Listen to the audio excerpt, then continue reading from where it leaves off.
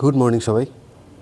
সাধারণ লোকরা স্টক খোঁজে ইনভেস্ট করার জন্য, কিন্তু যারা স্মার্ট ইনভেস্টর হয় তারা সেক্টর খোঁজে।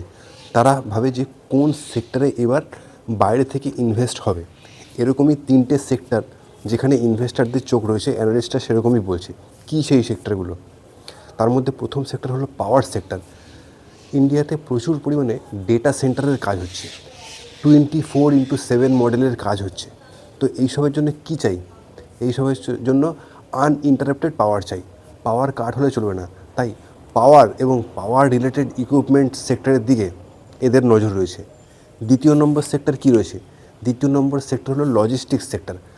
দেখো, লজিস্টিক্স ব্যবসার ক্ষেত্রে একটা খুব বড় জিনিসপত্র যাই ম্যানুফ্যাকচারাররা বানাক না কেন, সেটা রিটেল কাস্টমারদের কাছে পৌঁছাতে তাদের স্মুথ লজিস্টিক্স লাগবে।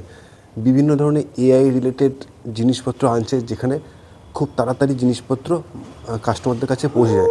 এবং যদি পৌঁছে যায় তাড়াতাড়ি, তাহলে কী হবে? কস্টিংটা তাদের কম লাগে, এবং কস্টিংটা কম হলে সেটা প্রফিটে আমার বাড়বে।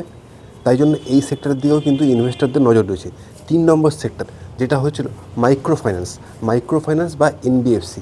এই ধরনের কোম্পানিগুলো ছোটো ছোটো যারা ব্যবসায়ী আছে তাদেরকে লোন দেয়। 2020-তে যখন করোনা হয়েছিল, তখন এই ধরনের প্রচুর অ্যাপস থেকে মানুষ লোন নিয়েছিল।